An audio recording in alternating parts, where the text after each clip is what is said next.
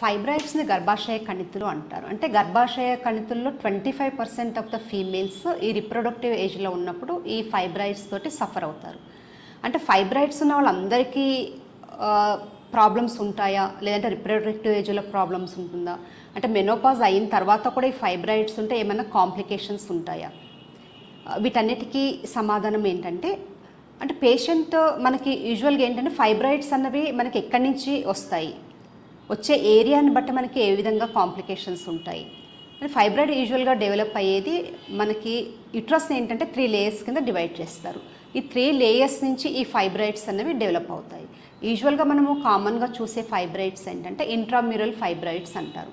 అంటే దాంట్లో 80% of the fibroids అనేవి ఇంట్రామ్యూరల్ ఫైబ్రాయిడ్స్ అంటారు. దాంతోపాటు సబ్సీరోజల్ ఫైబ్రాయిడ్స్ అంటారు, ఇంట్రామ్యూరల్ ఒకటి, సబ్మ్యూకస్ ఫైబ్రాయిడ్స్, సర్వైకల్ ఏరియా అంటే యుట్రస్ ఏదైతే ఉంటుందో అది దాని కింద పార్ట్ గర్భాశయ ముఖద్వారంని సర్విక్స్ అంటారు. ఆ సర్వైకల్ ఏరియాస్ నుంచి కూడా మనకి ఫైబ్రాయిడ్స్ అనేవి డెవలప్ అవుతాయి. ఏదైతే మనకి ఈ సైడ్ వాల్స్కి అటాచ్ అవుతుందో ఆ లిగమెంట్స్ మనకి బ్రాడ్ లిగమెంట్, ఇవన్నీ లిగమెంట్స్ అంటారు కదా, అక్కడ బ్రాడ్ లిగమెంట్లో కూడా మనకి ఫైబ్రాయిడ్స్ అనేవి డెవలప్ అవుతాయి.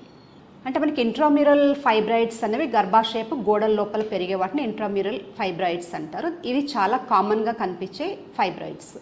ఇంకొకటి సబ్మ్యూకస్ అంటారు. అంటే సబ్మ్యూకస్ అనేది గర్భాశయం లోపల పొరల లోపల పెరుగుతుంది. అంటే ఇంట్రామ్యూరల్ నుంచి లోపలికి వచ్చే ప్లేస్ లోపల సబ్మ్యూకస్ అంటాము. దాంట్లోపల పెరిగే ఫైబ్రాయిడ్స్ ఏంటంటే చాలా ఎక్కువగా మనకి సిమ్టమ్స్ అనేవి చూపిస్తాయి. అంటే సివియర్గా బ్లీడింగ్ కావడం ఒకటి, ప్రెగ్నెన్సీ అప్పుడు ఇంప్లాంటేషన్ సరిగ్గా కాకపోవడము, లేదంటే ఎర్లీ అబార్షన్స్, ఇవన్నీ మనకి ఈ ఫైబ్రాయిడ్ నుంచి ఎక్కువగా వస్తాయి. దాంతో సబ్సీరోజల్ ఫైబ్రాయిడ్స్ అంటారు. అంటే గర్భాశయపై గోడల బయట సైడ్లో కనిపించే వాటిని మనకి ఈ సబ్సీరోల్స్ ఫైబ్రాయిడ్స్ అంటారు. ఇంకొకటి సర్వైకల్ ఫైబ్రాయిడ్స్. సర్వైకల్ ఫైబ్రాయిడ్స్ అనేది ఏదైతే గర్భసంచి ముఖద్వారం దగ్గర ఉంటుందో దాన్ని సర్వైకల్ ఫైబ్రాయిడ్స్ అంటారు. ఈ సర్వైకల్ ఫైబ్రాయిడ్స్ నుంచి యూజువల్గా ఏంటంటే బ్లీడింగ్ హెవీగా కావడం కానీ, లేదంటే అబార్షన్స్ ఎక్కువ అవడము. లేకల్ ఫైబ్రాయిడ్స్ తోటి మనకి మెయిన్గా సిమ్టమ్స్ ఏంటంటే సివియర్గా పెయిన్ అబ్డామిన్ రావడము. ఈ సర్విక్స్ అనేది బ్లాడర్ దగ్గరగా ఉంటుంది కాబట్టి మనకి యూరిన్ అనేది చాలా ఫ్రీక్వెంట్గా రావడము. ఇంకొకటి పీరియడ్ అప్పుడు చాలా సివియర్గా పెయిన్ రావడము. ఇంకోటి ప్రెగ్నెన్సీ అనేది బాగా డిలే అవ్వడము. వీటన్నిటితోటి అంటే ఇంటర్మెన్స్ట్రల్గా బ్లీడింగ్ కావడం. అంటే సర్వైకల్ ఫైబ్రాయిడ్స్ ఉన్నప్పుడు ఏంటంటే మధ్య మధ్యలో మనకి స్పాటింగ్ లాగా కనిపించడం కూడా ఈ సర్వైకల్ ఫైబ్రాయిడ్స్ తోటి జరుగుతుంది. అంటే ఫైబ్రాయిడ్స్ అనేవి మనకి 25% ఫీమేల్స్లో ఇవి ఎక్కువగా కనిపిస్తాయి. అంటే మోస్ట్లీ ఏంటంటే రిప్రొడక్టివ్ ఏజ్ గ్రూప్, అంటే మనకి 25 నుంచి 35-40 ఇయర్స్ ఈ ఏజ్ గ్రూప్లో వీళ్ళకి ఎక్కువగా ఉంటాయి. అంటే యూజువల్గా ఏంటంటే మనకి ఎందుకు ఈ ఫైబ్రాయిడ్స్ వస్తాయి అన్నది కారణం అనేది కరెక్ట్గా మనకి తెలీదు. కానీ దాంట్లో ఏంటంటే కొన్ని రీజన్స్ మెయిన్గా ఎప్పుడైతే హార్మోన్ ఇంబ్యాలెన్స్ ఉందో, అంటే ఈస్ట్రోజన్ అని ప్రొజెస్ట్రాన్ హార్మోన్ అనేది ఓవరీస్ నుంచి సిక్రీట్ అవుతాయి. దాంట్లో ఏమైనా ఇంబ్యాలెన్స్ ఉన్నప్పుడు మనకి ఈ ఫైబ్రాయిడ్స్ అనేది డెవలప్ అయ్యే అవకాశాలు చాలా ఎక్కువగా ఉంటాయి. అంటే ఫ్యామిలీ హిస్టరీలో ఎవరికన్నా ఫైబ్రాయిడ్స్ ఉంటే వంశపారంపర్యంగా వాళ్ళ వంశంలో కూడా వచ్చే అవకాశాలు కూడా ఎక్కువగా ఉంటాయి.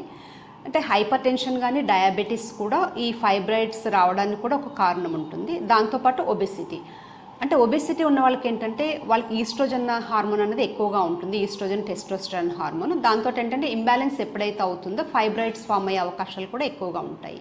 ఇంకొకటి విటమిన్ డి డెఫిషియన్సీ అనేది కూడా ఈ ఫైబ్రాయిడ్స్ రావడానికి కారణం ఉంటుంది. అంటే ఎవరైతే ఎక్కువ ఈస్ట్రోజన్కి ఎక్స్పోజర్ అవుతారో వాళ్ళకి ఫైబ్రాయిడ్స్ వచ్చే అవకాశాలు ఎక్కువగా ఉంటాయి. అంటే మనకి ఎర్లీ మెనార్కీ అంటే మెచ్యూర్ తొందరగా అయినప్పుడు వాళ్ళకి పీరియడ్స్ తొందరగా వస్తాయి కాబట్టి వాళ్ళకి ఈ ఫైబ్రాయిడ్స్ వచ్చే అవకాశాలు ఎక్కువగా ఉంటాయి.